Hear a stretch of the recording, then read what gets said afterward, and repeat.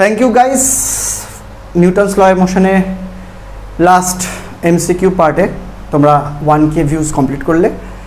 আমরা সেই জন্য নিয়ে চলে এসেছি ফ্রিকশনকে আমরা পার্টে ভাগ করেই করাবো, এক পার্টে তো করাতে পারবো না, যা গরম বুঝতেই পারছো। সো তবে ফ্রিকশনের ক্ষেত্রে তোমাদেরকে অত প্রেশার দেবো না যে তোমাদের 1K ভিউজ হবে তারপরেই নেক্সট ভিডিও দেবো। অবশ্যই ফ্রিকশন যখন শেষ হবে, লাস্ট পার্ট যেদিন থাকবে সেদিন লাস্ট যে পার্টটা থাকবে সেটাতে কিন্তু আমার 1K ভিউজ চাই, তাহলেই কিন্তু তোমরা নেক্সট চ্যাপ্টার পাবে। ফ্রিকশনের পরের চ্যাপ্টারটা কি? ফ্রিকশনের পরের চ্যাপ্টারটা হলো বৃত্তীয় গতি, ঠিক আছে, সার্কুলার মোশন। ওকে, সো দেখতে থাকো আর চেষ্টা করবে এগুলো তো ফটাফট ভিউজ বাড়ানোর, বেশি করে দেখার, শেয়ার করার। ওকে, চলো শুরু করছি আজকের প্রথম অঙ্ক। দেখো, সো গাইস শুরু হচ্ছে 1, 2 আর 3। দেখো ঘর্ষণের প্রথম স্লাইড, খুবই কনসেপচুয়াল তিনটা প্রবলেমই খুবই ইম্পর্টেন্ট, থিওরিটিক্যাল, কিন্তু বোঝার দারুণ বুঝতে হবে। এটা মানে খুবই গুলাই, ভালো করে শুনবে, ভালো করে বুঝবে। হ্যাঁ, প্রথম কি বলছে, প্যাডেল করে সাইকেলের বেগ বাড়াচ্ছি, তাহলে দুটা চাকার উপর ভূমি দ্বারা প্রযুক্ত স্থিত ঘর্ষণ বলের অভিমুখ কী হবে? বা এখানে স্থিত ঘর্ষণের কথা বলেছে কিন্তু, হ্যাঁ, চলো ঘর্ষণ নয়, মানে চলতে শুরু করে দেয়নি, জাস্ট চলবে। এই সময় ভালো করে বুঝতে হবে যে এই স্থিত ঘর্ষণের অভিমুখ কোন দিকে হবে স্থির অবস্থায়। দেখো ভাই, এমনি সবার মনে হতেই পারে যে সাইকেল তো সামনের দিকে যাবে, সো ঘর্ষণ পেছন দিকে হবে না। ভাই এখানে বোঝার ব্যাপার আছে, সাইকেল সামনের দিকে তো চলো ঘর্ষণ যখন হবে তখন চলছে। স্টার্টিংয়ে যখন তুমি প্যাডেলটা মারছো, কি বললাম, যখন প্যাডেলটা মারছো তখন প্যাডেল দিয়ে তুমি কী করো, এই চাকার উপর তুমি ঘূর্ণন গতি সৃষ্টি করার চেষ্টা করো। তার জন্য যে ফোর্সটা লাগাও ভালো করে ফিল করবে, সাইকেল যে চালিয়েছো সে জানো যে চালাওনি, তার জন্য আই এম সরি, যে তোর ফোর্সটা ফিল করবে, দেখবে যে তুমি এই যে এইভাবে একটা এই মানে চাকাটাকে এইভাবে একটা ঘোরাতে চাইছো, চাকাটাকে করতে তুমি এইভাবে ঘোরাতে চাইছো, মানে এই পয়েন্টটা, যে পয়েন্টটা মাটির সাথে লেগে আছে সেখানে কিন্তু এই বরাবর তুমি একটা ফোর্স দিচ্ছ। ভালো করে দেখো, প্যাডেল দিয়ে যখন প্রেশার দিচ্ছ তখন তুমি কিন্তু এই চাকার এই পোর্শনটাকে তুমি পেছন দিকে ঠেলছো, এই পয়েন্টটাকে দেখো তুমি পেছন দিকে ঠেলছো, যার ফলে মাটি তোমাকে ঘর্ষণ বল দিচ্ছে উল্টো দিকে, এবং সেই ঘর্ষণ বলের জন্যই কিন্তু এক্ষেত্রে চাকাটা এগাচ্ছে, স্থিত ঘর্ষণ। তারপরে যখন চলতে শুরু করবে তখন আলাদা ব্যাপার, যদি প্যাডেল করা ছেড়ে দাও। কিন্তু প্যাডেল যদি তুমি করতে থাকো তাহলে তুমি কন্টিনিউয়াসলি এই পয়েন্টের ওপর এই বরাবর পেছন দিকে ফোর্স দিচ্ছ, চাকাটাকে বাধ্য করছো পেছন দিকে এইভাবে রোটেশন করতে, এই পয়েন্টটাকে এদিক যেতে। ফলে মাটি তোমাকে কিন্তু সামনে এই বরাবর ঘর্ষণ দেবে, অর্থাৎ প্যাডেল করে সাইকেল চালালে কিন্তু ঘর্ষণটা সামনের দিকে কাজ করে, ওকে, পেছন চাকায়, এবং সেই ঘর্ষণ বলের দরুনে কিন্তু সাইকেলটা এগায়। এবং তার ফলে পুরো এই বডিটা, এই যে লোহা তৈরি বডিটা যার সাথে এই চাকাটা লেগে আছে, এই চাকাটার উপর একটা ঠেলা বল, ধাক্কা বল প্রয়োগ করে। দেখো ভালো করে ব্যাপারটা বোঝার চেষ্টা করো, যখন তুমি প্যাডেল মারলে চাকাটার উপর এই পয়েন্টটাকে তুমি পেছন দিকে ঠেলার চেষ্টা করলে, ফলে ঘর্ষণ বল সামনে দিকে পেলে, সেই ঘর্ষণ বলের দরুন এই বডিটার উপর একটা ধাক্কা বল ক্রিয়েট হলো। যেই ধাক্কা বলটা ক্রিয়েট হলো এই চাকাটার উপর, ফলে এই চাকাটার উপর কিন্তু একটা সামনে বরাবর ধাক্কা বল ক্রিয়েট হচ্ছে, যার জন্য ও ঘুরছে। ফলে এখানে কিন্তু ঘর্ষণ বলটা পেছন দিকে কাজ করবে। দেখো বুঝতে পারলে কিনা, এক্ষেত্রে কিন্তু এই পয়েন্টটাকে তুমি ফোর্স দিয়ে পেছন দিকে আনছো না, বরঞ্চ গোটা চাকাটাকে সামনের দিকে ধাক্কা দিচ্ছ, তার জন্য ঘুরছে। এই চাকাটা ঘুরছে বলে এই বডিটার উপর একটা ধাক্কা পড়ছে, সেই ধাক্কাটা পড়ছে সামনে চাকার উপর, ওই চাকাটাকে তুমি কন্ট্রোল করতে পারছো না, এই চাকাটাকে কন্ট্রোল করার জন্য এই বডিতে ধাক্কা পড়ছে, ফলে এখানে সামনের দিকে ফোর্স হচ্ছে, ফ্রিকশন কিন্তু পেছন দিকেই কাজ করবে। সো প্যাডেল মেরে তুমি যদি সাইকেল চালানোর চেষ্টা করো তাহলে কিন্তু পেছন চাকায় অলওয়েজ ঘর্ষণ বলটা পেছন দিকে কাজ করবে, সরি মিস্টেক, সামনের দিকে কাজ করবে, বিকজ পেছন দিকে নর্মাল ফোর্স কাজ করবে। আর সামনের চাকায় কিন্তু নর্মাল ফোর্স সামনের দিকে কাজ করবে, ধাক্কা ফোর্সটা, এবং ঘর্ষণ বলটা পেছন দিকে কাজ করবে। সো কোন অপশন হলো, পেছন চাকায় সামনের দিকে, সামনের চাকায় পেছন দিকে, পেছনের চাকায় সামনের দিকে, আর সামনের চাকায় পেছনের দিকে, অর্থাৎ অপশন এটাই কিন্তু এক্ষেত্রে রাইট অ্যান্সার। সেম কেস যদি তুমি ব্রেক মারো, এটা একবারে করে নিই, তারপরে আমরা মাঝখানটা যাচ্ছি, পরের প্রশ্নটাই আছে যে পেছন চাকায় যদি ব্রেক মারো। দেখো ব্রেক মারলে কী হবে, ব্রেক মারলে কিন্তু পিছন চাকায় ব্রেক, কিন্তু কথাটা শোনা হবে, পেছন চাকায় ব্রেক মারা মানে এই চাকাটাকে থামিয়ে দেওয়ার চেষ্টা করা মানে ওর ঘূর্ণন গতিটাকে থামিয়ে দেওয়া। আর ঘূর্ণন গতি থামিয়ে দিলে কিন্তু চাকার উপর একটা সামনের দিকে স্লাইড বল কাজ করবে, যেহেতু ঘূর্ণন বলটা থেমে গেছে। রিটার্ডেশন ঘূর্ণন বলটা থামাচ্ছে কি না, মানে কি ওই স্লাইড করে সামনের দিকে যাওয়ার চেষ্টা করবে, ঠিক আছে। যেহেতু আমি ব্রেক চিপে চাকাটাকে থামিয়ে দেওয়ার চেষ্টা করছি, যার্ডের জন্য কী হবে, ও স্লাইড করে সামনে যাওয়ার চেষ্টা করবে, মানে সেই মুহূর্তে কিন্তু ঘর্ষণ বলটা পেছন দিকে কাজ করবে। আর এই ঘর্ষণ বল যখন পেছন দিকে কাজ করবে, এই ঘর্ষণ বলের দরুন এই চাকাটার উপর একটা এই বরাবর পেছন দিকে বল কাজ করবে, সেই জন্য আবার ক্রিয়েটেড ঘর্ষণ বলটা সামনের দিকে কাজ করবে। দেখো বুঝলা কিনা,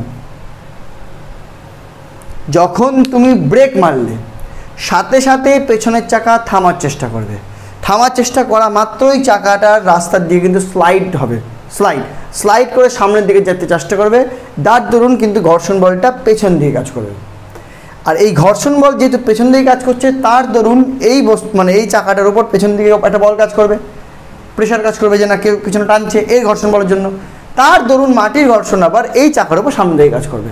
সো যদি ব্রেক মেরে দাও তাহলে কিন্তু পেছন চাকায় ঘর্ষণ বলটা পেছন দিকে কাজ করে, আর সামনের চাকায় ঘর্ষণ বলটা সামনের দিকে কাজ করে। সো এখানে কিন্তু অপশন হয়ে যাবে বি। আর 2 নম্বর যেটা বলছে, যদি বাইরে থেকে ঠেলে সাইকেল চালাও, ঠেলা মানে কি, এই বডিটাকেও ঠেলা, এই বডিটাকেও ঠেলা, এই বডি মানে আমি এই বডিটাকে ঠেলছি, তারপর এই চাকাটা এই বডিটাকে আমার বাকি সাইকেলটা ঠেলছে, অর্থাৎ দুটা ক্ষেত্রেই কিন্তু সাইকেলটাকে আমরা সামনের দিকে ঠেলছি। সো ঘর্ষণ বল দুটা ক্ষেত্রেই পেছনের দিকেই হবে। সো এক্ষেত্রে দুটো চাকাতেই পেছনের দিকে ঘর্ষণ বলটা কাজ করবে। বোঝা গেল? এইটা কিন্তু বোঝাটা খুব ইম্পর্টেন্ট, ঠিক আছে। অনেক সময় কিন্তু গুলিয়ে যায়, কিন্তু 3টা প্রশ্নের কিন্তু উত্তর ডিফারেন্ট। ওকে, চলো নেক্সট।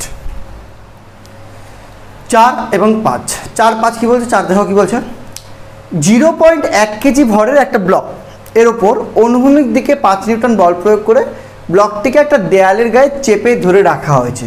মানে এটা একটা দেওয়াল, খাড়া দেয়াল, এর উপর একটা ব্লককে চেপে দেওয়া হয়েছে, কত বলে? 5 নিউটন বলে। ওকে, ব্লকটার ওজন কত, মানে ভর কত? 0.1 কেজি। আচ্ছা, ব্লক আর দেয়ালের মধ্যে ঘর্ষণ গুণাঙ্ক 0.5 হলে ব্লকের উপর ক্রিয়াশীল ঘর্ষণ বল মান কত? আচ্ছা, ভালো করে দেখো, যেহেতু ব্লকটাকে আমি চেপে ধরে আছি, অর্থাৎ ব্লকটা স্থির আছে। ক্লিয়ার? ব্লকটা যেহেতু স্থির আছে, অর্থাৎ এর উপর সব ধরনের ফোর্সগুলো যদি দেখি, তাহলে প্রথমত যেহেতু দেওয়ালের উপর চেপে রেখেছি, তাহলে 5 নিউটন এদিক কাজ করবে, এদিক কাজ করবে নর্মাল রিয়াকশন ফোর্স। ঠিক আছে, নর্মাল রিয়াকশন ফোর্স সবসময় কোথায় কাজ করে? যে সারফেসে কাউকে ধরা হয় সেই সারফেসের সাপেক্ষে লম্ব হবে।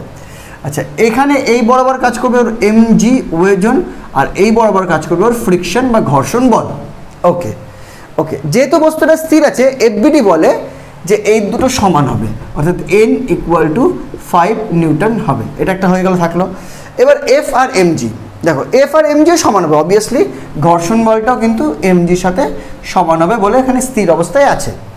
ওকে ওকে, এটা এখানে এটা এইভাবে নর্মালি করে দেওয়া যায় যে ঘর্ষণ বলটা কিন্তু এমজির সাথে সমান হবে, মানে আর কিছু করার দরকার নেই, কারণ এফবিডি এটাই বলে। এম কত? এম হলো 0.1 ইন্টু জি কত? 9.8, মানে 0.98 নিউটন। এটাই কিন্তু ঘর্ষণ বল, মানে অপশন বি হবে। তাছাড়াও আমি আরেকভাবে বুঝাই দিই, সেটা হলো যেহেতু এখানে ঘর্ষণ গুণাঙ্ক দেওয়া আছে, তাহলে মিউ যখন দেওয়া আছে, মিউ কত দেওয়া আছে দেখো 0.5, তাহলে ঘর্ষণ বল কত হয়? ঘর্ষণ বল হবে মিউ ইন্টু এন। এবার মিউ হলো 0.5 আর এন কত হলো? এন হলো 5 নিউটন। দেখো নর্মাল অ্যাকশন ফোর্স, তাহলে 2.5 নিউটন। তাহলে স্যার ঘর্ষণ বল তো 2.5 নিউটন, তাহলে কি করে 0.98 নিউটন হলো? সেটার কারণ হলো ভাই, যখন কোনো ঘর্ষণ গুণাঙ্ক দেওয়া থাকবে, তখন যে ঘর্ষণটা বেরায় সেই ঘর্ষণটাকে বলা হয় সীমাস্থ ঘর্ষণ বা ওই সারফেসের সর্বোচ্চ ঘর্ষণ, তাই না? এবার ঘর্ষণ তো সেলফ অ্যাডজাস্টিং ফোর্স, ঘর্ষণ তো নিজেকে অ্যাডজাস্ট করতে জানে, সে প্রয়োজনে বাড়াতে জানে, নিজেকে আবার প্রয়োজনে কমাতে জানে। তবে যা কিছু করতে পারে সীমাস্তর মধ্যে করতে পারে, সীমাস্তর পরে আর পারে না। সো আমি জানি যে এই সারফেসে এই আর ব্লকটার উপর ম্যাক্সিমাম ঘর্ষণ লাগতে পারে 2.5 নিউটন, কিন্তু যেহেতু নিচের দিকে লাগছে, মানে এমজি লাগছে, এমজি হলো 0.98 নিউটন, তাহলে বাকি 2.5 নিউটন ঘর্ষণ বল লাগিয়ে কী করবে? 2.5 নিউটন ঘর্ষণ বল যদি লাগায়, তাহলে বস্তুটা দেখা যাবে ঘর্ষণ বল যদি উপরে চলে যাচ্ছে। এটা কোনো হয়? মানে বস্তুটা তুমি এইভাবে চেপে আছো আর তুমি বস্তুটা ওপরে যাচ্ছে ওয়েটের অপোজিটে, এটা কখনো হয়? কখনো হয় না। তার মানে ঘর্ষণ বলটা কি নিজেকে অ্যাডজাস্ট করে নেয়। যদি দেখা গেল এমজির তুলনায় এফের তুলনায় এমজি বড়, তখন সীমাস্থ ঘর্ষণের তুলনায় এমজি বড়, তখন সেটা নিচে নামবে। আর যতক্ষণ এটা স্থির থাকবে ততক্ষণ এই ফ্রিকশানের মান সর্বোচ্চ মানের দরকার নেই, যেই মানটা এমজির হবে সেইটুকু ফ্রিকশান দিলেই বস্তুটা দাঁড়িয়ে যাবে। সো এখানে ফ্রিকশানের মান কিন্তু 0.98 নিউটন হবে, যেটা বস্তুটার ওজন, তার বেশি ফ্রিকশান এখানে প্রয়োজন নেই। ঠিক আছে? সো এখানে স্থিত ঘর্ষণ লাগবে, সীমাস্থ ঘর্ষণের প্রয়োজন নেই। আর 0.5 যে ঘর্ষণ গুণাঙ্ক সেটা দিয়ে আমাদের বেরাই সীমাস্থ ঘর্ষণ। এটা বুঝার চেষ্টা, বুঝলে তো? এটা যদি ঘর্ষণ গুণাঙ্ক দেওয়া থাকে, সেই ঘর্ষণ গুণাঙ্কের সাথে n গুণ করে যে ফ্রিকশনটা বেরায় সেটা হলো সেই সারফেসের ম্যাক্সিমাম ঘর্ষণ। আর ঘর্ষণ বল মনে রাখবে সবসময় সেলফ অ্যাডজাস্টিং ফোর্স। যদি তোমাকে আমি 5 নিউটন বল দিই, তাহলে ঘর্ষণ বলও 5 নিউটন হয়ে যাবে। 6 দিলে 6 হয়ে যাবে, 7 দিলে 7 হয়ে যাবে। যদি ওর সীমাস্থ মান 8 হয় তাহলে 8 দিলে 8 হবে, বাট 9 দিলে সেটা 8-এর আর বেশি বাড়বে না। তখন বস্তুটা সামনের দিকে চলতে শুরু করবে, তখন সেই ঘর্ষণটার নাম আবার হয়ে যাবে চলো ঘর্ষণ। ক্লিয়ার? বা সীমাস্থ ঘর্ষণের আগে অবধি কিন্তু ঘর্ষণ বল সেলফ অ্যাডজাস্টিং ফোর্স, নিজেকে নিজে পরিবর্তন করতে পারে।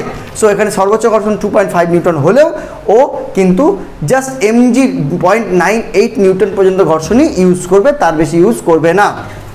একজন লোক পশ্চিম থেকে পূর্ব দিকে হাঁটছে, তাহলে ঘর্ষণ বল কোন দিকে কাজ করবে? দেখো, যদি লোকটা এইভাবে হাঁটে, লোকটা যদি এইভাবে হাঁটে, তাহলে এটা রাস্তা, তো রাস্তার উপর ফোর্স তো এইভাবে দিচ্ছে। তাহলে ফোর্সের দুটো কম্পোনেন্ট করলে একটা এটা আর একটা এটা। তাহলে এই ফোর্সটার এই কম্পোনেন্টে মানলাম ওজন প্রতিমিত করছে, বাট এই কম্পোনেন্টের যে ফোর্সটা কাজ করছে তার অপোজিটে ঘর্ষণ বল কাজ করছে, যার জন্য মানুষ এগাচ্ছে। তাহলে ঘর্ষণ বল কোন দিকে কাজ করলো? যেদিকে যাচ্ছে সেদিকেই কিন্তু। ঠিক আছে? তাহলে একটা লোক যদি পূর্ব দিক থেকে পশ্চিম দিক থেকে পূর্ব দিকে হাঁটে, তাহলে ঘর্ষণ বলও কিন্তু পশ্চিম দিক থেকে পূর্ব দিকেই কাজ করবে। ঠিক আছে? ঠিক আছে? কারণ হাঁটার সময় আমরা দেখবা ফোর্সটা পেছন দিকে লাগাই, তাহলে ফোর্স যদি পেছন দিকে লাগায় তার কম্পোনেন্টটা পেছন দিকে কাজ করবে, তার অপোজিটে ফ্রিকশন বলটা মাটি লাগাবে, যে ফ্রিকশন বলের জন্যই কিন্তু আমরা সামনের দিকে এগিয়ে যাব। তাহলে এই হলো 4 আর 5। চলো নেক্সট 6 আর 7। দুটো অঙ্কই খুব কঠিন নয়, তবে ইন্টারেস্টিং অঙ্ক, ভালো করে বুঝবা। বিশেষ করে 6টা এটা অসুবিধা হয় বুঝতে, একটু ভালো করে বুঝতে হবে ব্যাপারটা।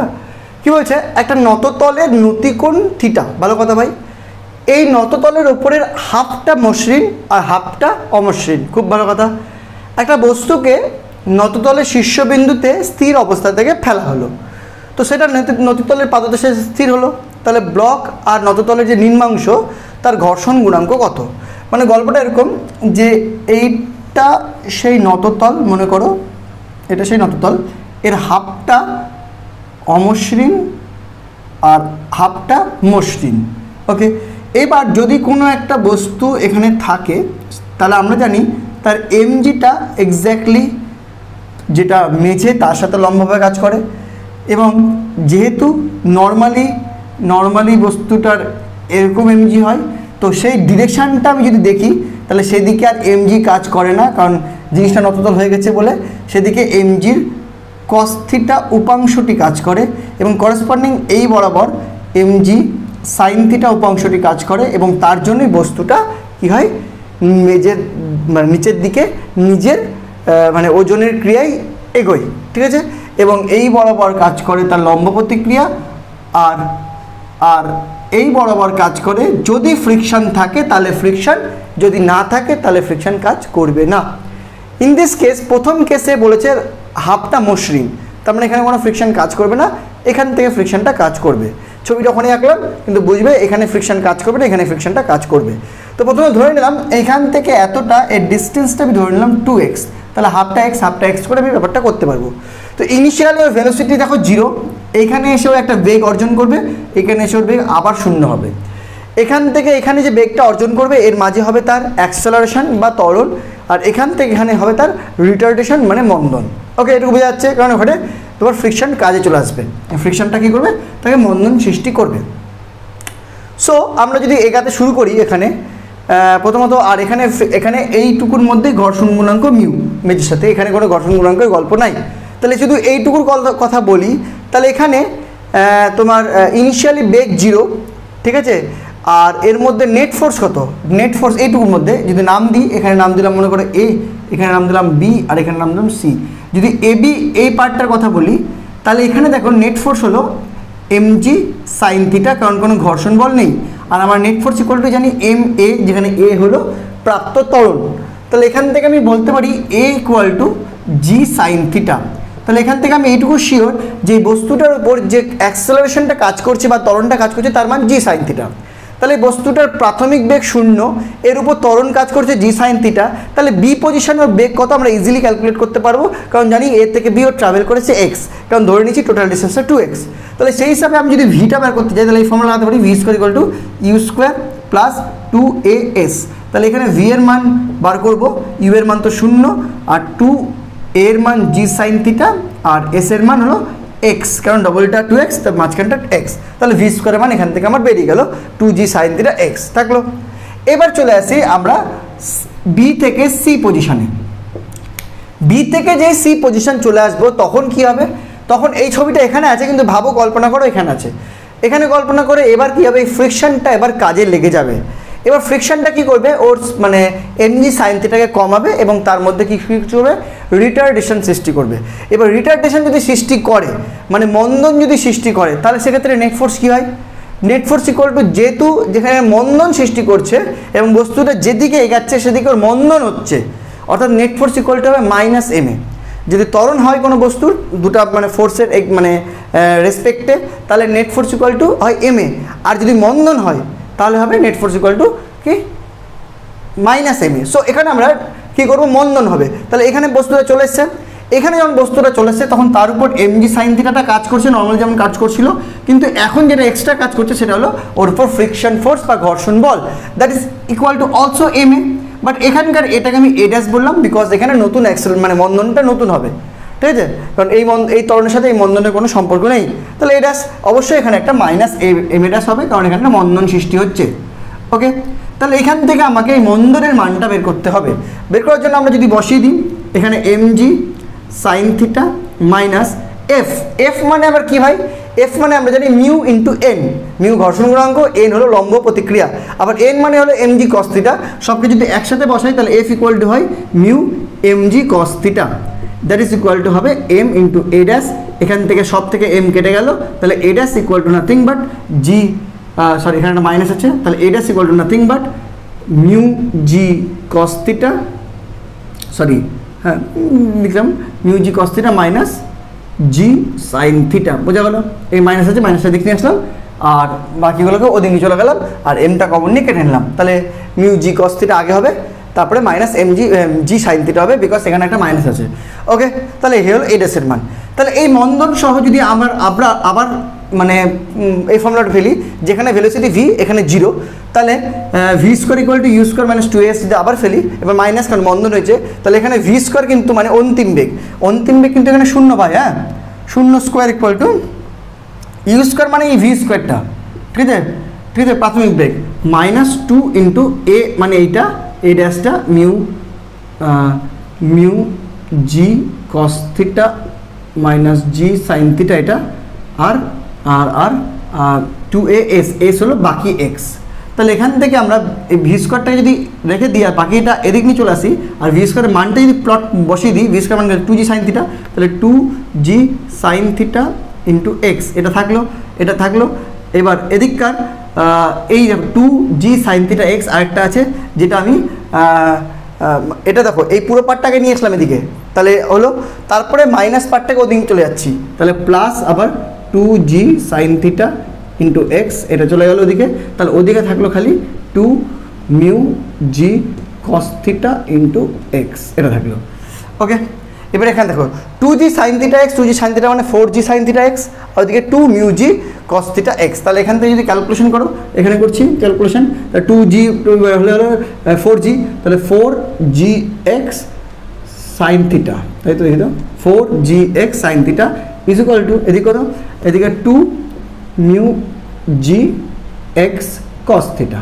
তাহলে এখান থেকে যদি আমরা জি কাটছে, এক্স কাটছে, 2 টু দ্য 4 হচ্ছে, তাহলে এখান থেকে দেখতে পাচ্ছি তোমার sine theta by cos theta করে দিলাম, তাহলে mu equal to 2 sine theta by cos theta মানে ট্যান থিটা। তাহলে কী দাঁড়ালো? Mu equal to 2 tan theta. কোন অপশানের সাথে মিললো ভাই দেখে নাও একটু।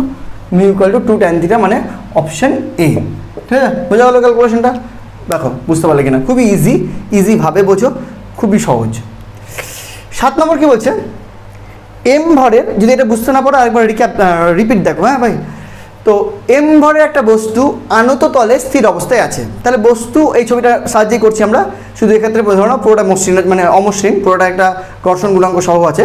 ঠিক আছে, তো বস্তু ও তলের মধ্যে ঘর্ষণ গুণাঙ্ক মিউ হলে ব্লকটি নিজের ওজনের ক্রিয়ায় নিম্নমুখে গতিশীল হবে। আচ্ছা, এখানে একটা ব্যাপারটা বোঝো ভাই।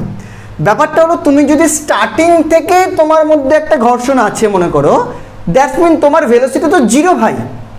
তার মানে তোমার নেট ফোর্সটা নর্মালি মসৃণে যা হওয়া উচিত তার থেকে কম হবে, ভালো কথা, কিন্তু তবুও তোমার নেট ফোর্স তো নিচের দিকে হবে। সো তোমার কিন্তু যেটা যদি নিচের দিকে তুমি যাও, তোমার অ্যাক্সেলারেশনই হবে, রিটার্ডেশন হবে না। এই কেসে যেহেতু তুমি অলরেডি স্পিডে ছিলে, এই পোর্শন থেকে তোমার এখান থেকে স্পিড কমা শুরু হলো, সেই জন্য এখানে রিটার্ডেশন ব্যাপারটা আসলো বা মন্দনটা আসলো। কথাটা বুঝলে না? আরে ভাই, ব্যাপারটা বলতে চাইছি যে এই তো ব্যাপারটা, তুমি যদি এখানে 0 বেগে থাকো, কোনো স্থির অবস্থায় আছো, তাহলে এদিকে তোমার কাজ করে, মানে পুরোটা যদি করি, এদিকে হলো এমজি, এদিকে এমজি কস থিটা, এদিকে এন, এদিকে ফ্রিকশন, ওকে, আর এদিকে এমজি সাইন থিটা। মাই বক্তব্য ইজ, যদি ফ্রিকশন না থাকে তবে তো তোমার অ্যাক্সেলারেশন হবেই, কিন্তু যদি তোমার ফ্রিকশন থাকে তাও তোমার অ্যাক্সেলারেশন হবে। কেন ভাই? কারণ তুমি নিচের দিকে যাচ্ছ। নিচের দিকে যাচ্ছ মানে কি, তুমি তো প্রথমে তোমার বেগ 0 ছিল, 0 থেকে তো বেগ বৃদ্ধি পাচ্ছে। অবশ্যই যতটা বেগ বৃদ্ধি পাওয়া উচিত তার থেকে কম, যেটা ফ্রিকশন আছে। তার মানে এখানে কিন্তু অ্যাক্সেলারেশনটাই হচ্ছে, এখানে কিন্তু বন্ধন হচ্ছে না। মানে এখানে net force equal to M এই হবে যদি ইউজ করতে হয়। কিন্তু এইখানে কেসটা কিন্তু আলাদা। এখানে তুমি এত দূর গেছো, নতুন বেগ অর্জন করেছো, তারপরে এখানে তোমার বেগটা কমছে, মানে এইটুকু পার্টে কিন্তু তোমার কিন্তু রিটার্ডেশন বা মন্দন হচ্ছে। ঠিক আছে, ওকে, যাই হোক, এখানে আসি। তো এখানে কি বলেছে প্রশ্নটা? এখানে বলেছে যে কখন গতিশীল হবে, তাই তো? তো মানে কখন গতিশীল হবে? সিম্পল, যদি এমজি সাইন থিটা এটা তোমার গ্রেটার দেন ফ্রিকশন হয়ে যায়, তাহলে গতিশীল হবে। কারণ যখন তুমি বস্তুকে আনত তলে রাখবা থিটা কোণে, তাহলে তার কম্পোনেন্ট কী হয়? এমজি সাইন থিটা, ফ্রিকশন দিকে লম্ব দিকে এমজি কস থিটা। তো এই বরাবর গতিশীল কখন হবে? যখন এমজি সাইন থিটাটা ফ্রিকশন থেকে বেশি হবে। ব্যাস হয়ে গেল। তাহলে MG sine theta is greater then friction মানে কি?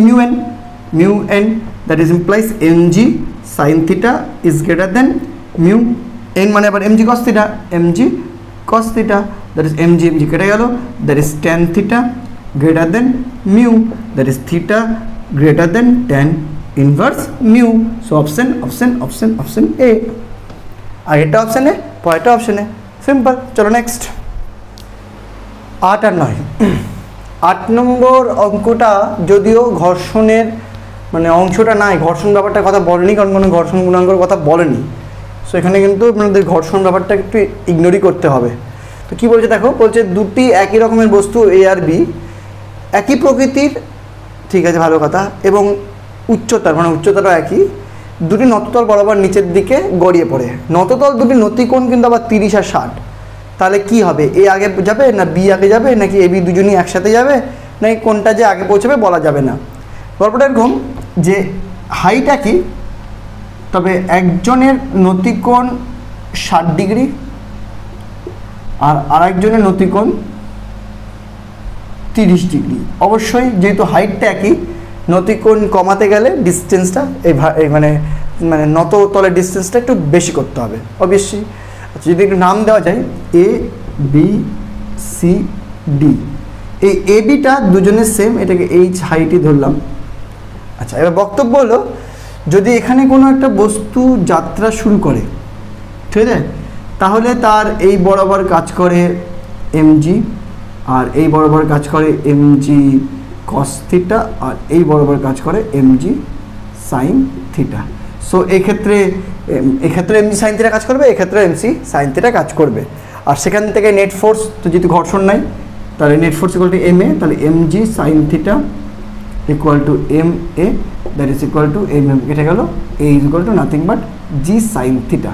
তাহলে দুজনেরই অ্যাক্সেলারেশন হবে G sine theta, depend on their theta. তার মানে এর হবে জি সাইন 30, এর হবে জি সাইন 60। ওকে, ভালো কথা। এবার আমাকে বলেছে যে কে আগে পৌঁছাবে, আমার টাইম বের করতে হবে। কী বের করতে হবে? টাইম। এটার টাইম কত, এটার টাইম কত। টাইম বের করার জন্য আমরা যদি দেখি যে এখান থেকে এই ডিস্টেন্সটা মনে করো এডি ধরলাম, আর এখান থেকে ডিস্টেন্সটা এসি, তাহলে এই ফর্মুলাটা যদি ফেলি, এডি মানে S equal to UT plus half AT square, যদি এই ফর্মুলাটা ফেলি যে S equal to UT plus half of AT square, এই ফর্মুলাটা যদি ফেলি, তাহলে প্রথম ক্ষেত্রে এস হলো এডি ইকুয়াল টু ইউ তো ইনিশিয়ালি 0, হাফ অফ এ হলো জি সাইন থিটা, তাই না? তাহলে জি সাইন প্রথমটা ক্ষেত্রে কত 30, এডি তো রয়েছে, হ্যাঁ 30 ইন্টু টি অফ, এর নাম কি দিই, এডি দিলাম, টি অফ এডি তার স্কোয়ার, থাকলে ভালো কথা। এটা হলো এডির ডিস্টেন্সটা। আর এটা যদি ভেঙে করি তাহলে সাইন 30 মানে হাফ, সাইন 30 মানে হাফ, তো হাফ হাফ, তাহলে হাফ অফ 1/4, তাহলে 1/4 জি ইন্টু টি এডি স্কোয়ার হয়ে গেল। একইভাবে যদি আমরা আচ্ছা এ থাকলো, আর একইভাবে যদি আমরা এ সি বার করি সেই একইভাবে, তাহলে হবে ইউটি তো 0, হাফ অফ এর জায়গায় হবে তোমার জি sign 60 into T of AC এর স্কোয়ার। তাহলে এখান থেকে আমি বলতে পারি সাইন 60 মানে √3/2, √3/4 জি টি অফ এসি তার স্কোয়ার হয়ে গেল। এটা হলো এডি আর এসি। এবার ভালো করে দেখো, এবার একটু হাইট অ্যান্ড ডিস্টেন্সে যদি ছোটোবেলা ফর্মুলা ইউজ করি, এটার হাইট এইচ, এটা 30 ডিগ্রি, তাহলে এডি কত? এডি হয় হলো হাইট এইচ 30, তাহলে H by AD equal to sine 30, তাহলে H equal to AD equal to H by sine 30, তাহলে এডি হয়ে যাবে এইচ বাই সাইন 30। এই আর বুঝতে পারলে কি বলে না বলো আগে। দেখো এডি তো আমি বলতে পারছি না, হাইটটা এইচ দুজনের সেম আছে, কিন্তু এডি জানি না কত। এবার হাইট অ্যান্ড ডিস্টেন্স ফর্মুলা দিয়ে যদি হাইট জানি, তাহলে অতিভুজ বের করার ফর্মুলা হলো লম্ব ইন্টু সাইন, ঠিক আছে? বা এমনি করো না, লম্ব বাই অতিভুজ ইকুয়াল টু সাইন, তাহলে অতিভুজ ইকুয়াল টু লম্ব বাই সাইন, তাহলে এইচ বাই এডি মানে H by sine 30 equal to 1/4 G T AD to the power square. এখান থেকে এইচ সাইন 30 মান তো হাফ, তাহলে আবার 2 কেটে গেল, মানে এইচ ইকুয়াল টু হয়ে গেল, এখানে সাইন 30 মানে হাফ, সাইন 30 মানে হাফ, মানে হাফ যদি গুণ করি তাহলে 1/8, সাইন 30 মান হাফ, তাহলে হাফ ওদিকে পুরোটা গুণ করে দিলাম, তাহলে 1/8 জি টি এডি তার স্কোয়ার হলো। আর এখান থেকে যদি করি, এখান থেকে এইচ বাই সাইন 60, তাই না? এটার ক্ষেত্রে equal to √3/4 G T AC square. আর এখান থেকে সাইন 60 মান কিন্তু আবার √3/4, তাহলে নিচে গেলে H equal to 3/16 G T AC square. তাহলে এখানেও এইচ হলো, এখানে এইচ হলো, তাহলে এবারে এইচ তো সমান দুটোরই, তাহলে এই দুটো ইকুয়েট করে দিলাম, তাহলে 1/8 G T AD square equal to 3/16 G T AC square. এখান থেকে 8 × 16 জি কেটে গেল, তাহলে এখান থেকে কী দাঁড়ালো, T AD square equal to T AC square, তার মানে 8 × 16 হয়ে গেল, জি কেটে গেল, T AD square equal to 3/2 AC square.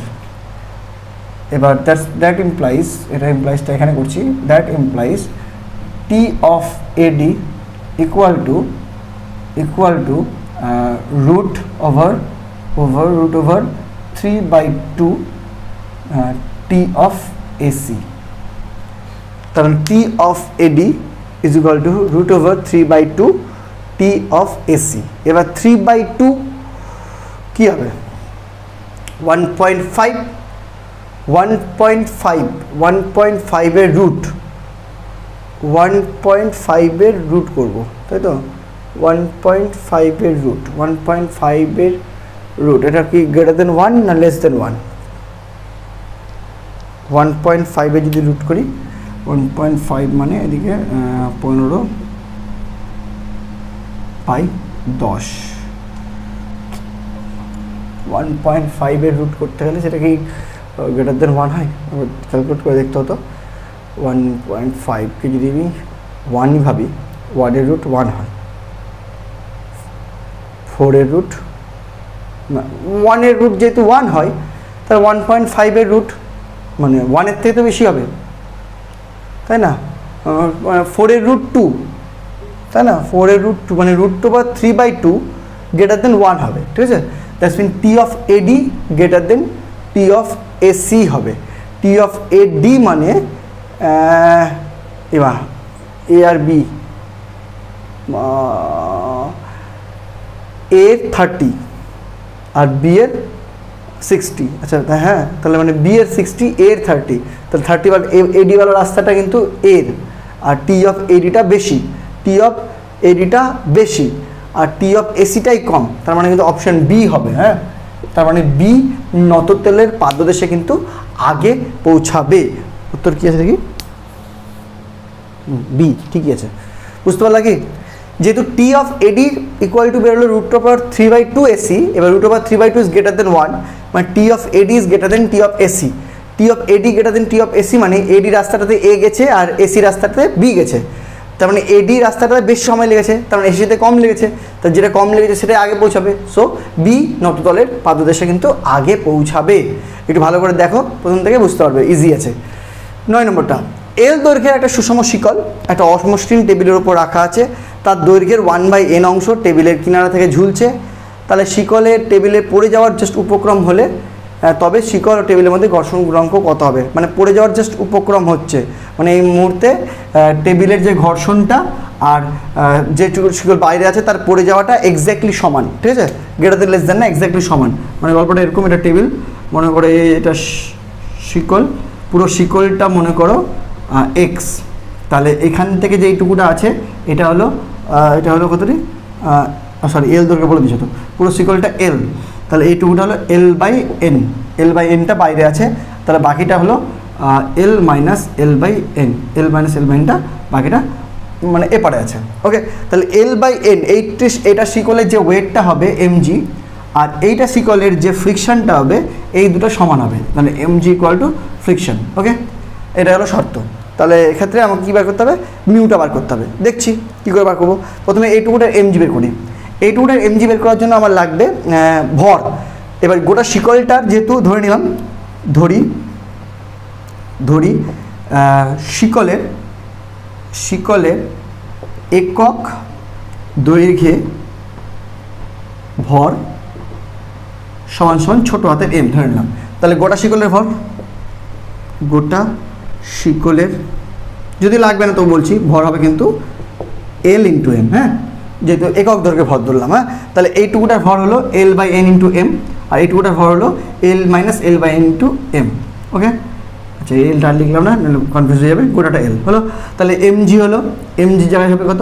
mg জায়গায় হবে L/n × m, তারপরে g, এটা m, এটা হলো m আর এটা g, ইকুয়াল টু এটা তাহলে mg জায়গায় ক্যাপিটাল M লিখি, কারণ একটা m ছোট হাতের m অন্য কিছু লিখেছি।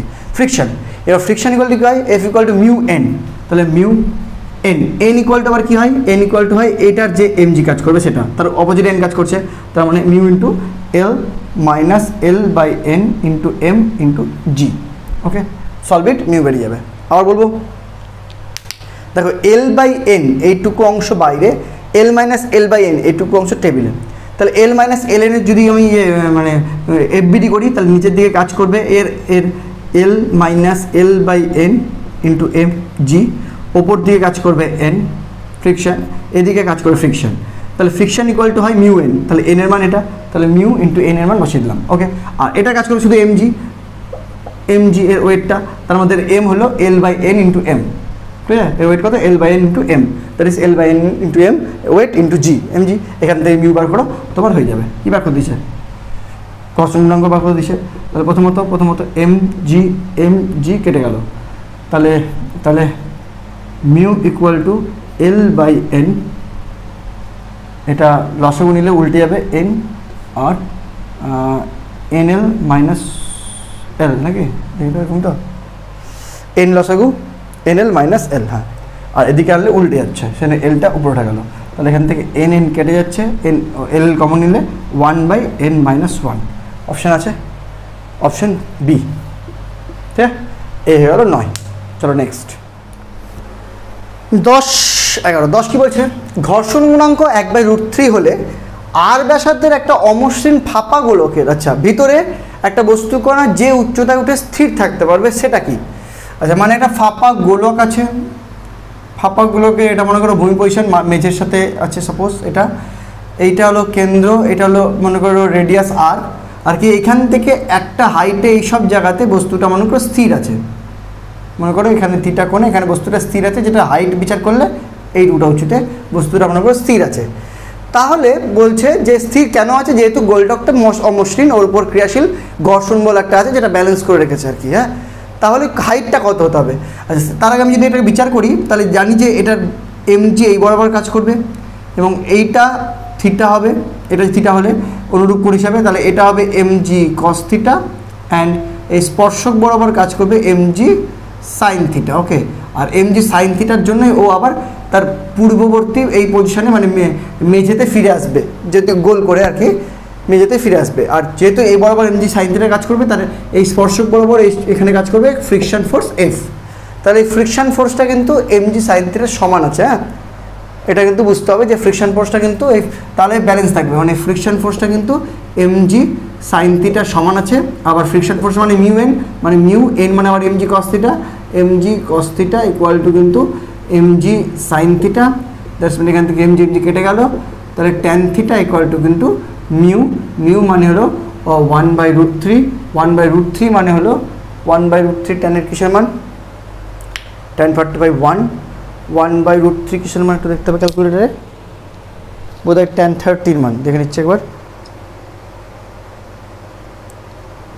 1/√3 tan 30 মান, ঠিক বলেছিলাম, tan of 30 মান 1/√3। তাহলে এখান থেকে আমরা পেয়ে গেলাম থিটা ইকুয়াল টু 30 ডিগ্রি। তাহলে এই অ্যাঙ্গেলটা 30, এই অ্যাঙ্গেলটা যদি 30 হয়, এটা রেডিয়াসও r, তাহলে এইটুকুটা কত, এইটা রেডিয়াস r, এই অ্যাঙ্গেলটা 30, তাহলে এটা হলো এই যে ছোট ত্রিভুজটা হচ্ছে সেই ত্রিভুজের এই পোর্শনটুকুটা হবে হলো এটা r, এটা অ্যাঙ্গেল 30, মানে অতিভুজ দেওয়া আছে আর যেটা অ্যাঙ্গেল সেটা ভূমি দেওয়া আছে, তাহলে ভূমি বার করব। তাহলে ভূমি বাই অতিভুজ যদি করো তাহলে cos 30, তাহলে ভূমি ইকুয়াল টু r cos 30, তাহলে এইটুকু পার্টটা হবে r cos 30, মানে এই পার্টটা হবে r cos 30। দেখো বুঝতে পারলে কিনা কী করে বললাম, দেখো আমি এখান থেকে থিটাটা বার করলাম 30, থিটা যদি এই অ্যাঙ্গেলটা হয় আর আমি বার করবো এই হাইটটা, এইটুকুটা বের করবো, এটা h বের করবো, তাহলে ওইটুকু h যদি বার করি তাহলে h ইকুয়াল টু কিন্তু আবার হবে দেখো r মাইনাস r cos 30। দেখো এটাই বের করা, আমি জানি, আমি বললাম যে এই ছাইটে এখানে গিয়ে স্থির থাকবে, সেটা ব্যালেন্স করার জন্য আমি এফবিডি করলাম, এফবিডি করে থিটাটা বের করলাম 30, থিটা 30 বেরোলে এই ছবিটা থেকে আমার এইটুকু বেরোলো r cos 30, তাহলে হাইটটা বেরোবে এই r মাইনাস r cos 30, মানে r cos 30 মানে আমার কত, r মাইনাস cos 30 মানে 3/2, √3 r/2, that is equal to 2 লসাগু 2r minus 2 minus √3 into r, এরকম হবে 2 মাইনাস √3/2 ইন্টু r, এটা তোমাকে ক্যালকুলেট করে বলতে হবে, ঠিক আছে, 2 মাইনাস √3/2 ইন্টু r, এটা যদি তুমি ক্যালকুলেট করো তাহলে বোধহয় উত্তর বেরোবে, অপশনটা দেখে নিচ্ছি বলে সেটাই আশা করি হবে, উত্তর বেরোবে 0.134, বইয়ে যেটা আছে 0.134, তো সেটাই হবে উত্তরে, তো 0.134 আর এটাই হবে উত্তর, এটা ক্যালকুলেশন করে দেখে নাও। হ্যাঁ, না মিললে কমেন্ট করো। দুটি ব্লক যাদের ভর যথাক্রমে m1 = 5 কেজি, m2 6 কেজি, একটা হালকা সুতোর সাহায্যে একটা ঘর্ষণবিহীন কপিকলে ঝুলিয়ে দেওয়া হলো, মানে এখানে কোনো ঘর্ষণের গল্প নেই, যা ঘর্ষণ আছে ওই মেঝেতেই আছে।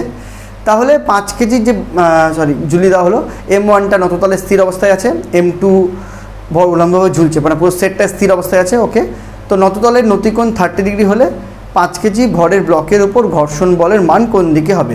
আচ্ছা ভাই, m2-র মান কত ভাই দেখে নিয়ে আগে, m2 হলো 6 কেজি, তাহলে এখানে এই বরাবর কাজ করছে 6g, এই বরাবর কাজ করছে টেনশন t।